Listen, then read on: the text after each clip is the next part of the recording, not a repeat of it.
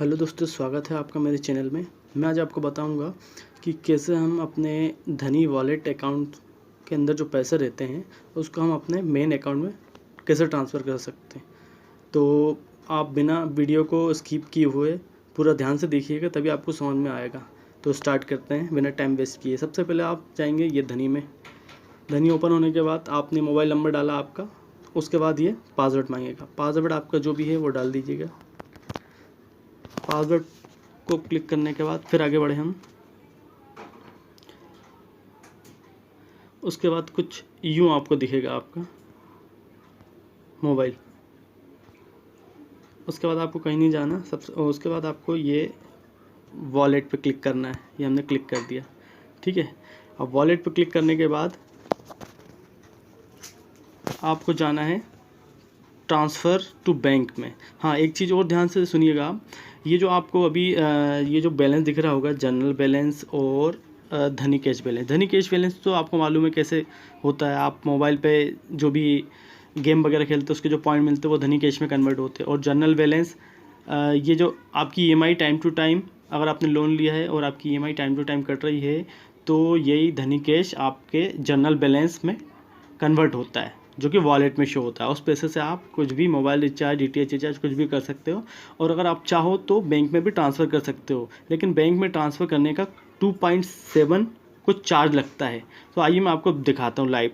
सबसे पहले उसके बाद हम जाएंगे ट्रांसफ़र टू बैंक में। ये गए हम ट्रांसफ़र टू बैंक में। उसके बाद यहाँ पे मैंने मेरे अकाउंट पहले से ऐड करके रखा है।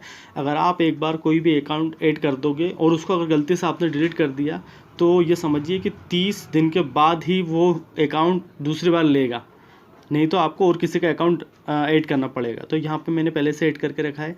और एक चीज़ ध्यान देने लायक ये है दोस्तों यहाँ पे कि आपके अकाउंट में कुछ भी चीज़ IFSC कोड या अकाउंट नंबर कुछ भी गलत नहीं होना चाहिए, बिल्कुल सही होना चाहिए, ठीक है। और ये सब उसके बाद हमने मेरे अकाउंट पे क्लिक किया, ये क्लिक किया। अब यहाँ पे वैसे मेरे जो धनी वॉलेट है उसमें पैसा काफ़ी कम बचा है, तो मैं आपको नॉर्मली बता रहा हूँ। अब जैसे आप मान लीजिए मैं 50 रुपीज़ कर रहा हूँ सेंड, ठीक है। 50 रुपीज़ सेंड किया, सॉरी लिखा। अब इसके बाद कंटिन्यू किया। कंटिन्यू करने के बाद ये देखिए अभी आपको ये जो फ़ीस है 10 रुपये, ये आपको 2.7 समथिंग प्रोसेसिंग फ़ीस लग रही है। एक चीज़ ध्यान देने योग्य है, अगर आपके पास मान लो 60 रुपये है तो आप 60 रुपये ट्रांसफ़र करोगे तो वो नहीं होंगे, आप 50 करना पड़ेंगे, क्योंकि वो उसका जो प्रोसेसिंग फ़ीस है ट्रांसफ़र करने का वो भी उसमें काटेगा, तब जाके वो डिडक्ट होंगे। अब हम ट्रांसफ़र पे करेंगे क्लिक। जैसे ही ट्रांसफ़र पे क्लिक किया, ये देखिए your bank transfer is successful, ठीक है। ये हो गया पैसा, ये मैसेज भी आ गया है, ठीक है। अब एक चीज़ ध्यान देने वाली बात ये यहाँ पे है कि आपका पैसा तुरंत भी आ सकता है और लेट भी हो सकता है। कम से कम 3 घंटे में आता है और कभी कभी बाई चांस अटक जाता है तो ये आता है 3 से 4 दिन में। तो इसको थोड़ा सा ध्यान से करिएगा। और सबसे इसकी जो परफेक्ट टाइमिंग है वो सुबह 10 बजे से शाम को 5 बजे के बीच में ही करना है आपको, जब भी करना है, ठीक है।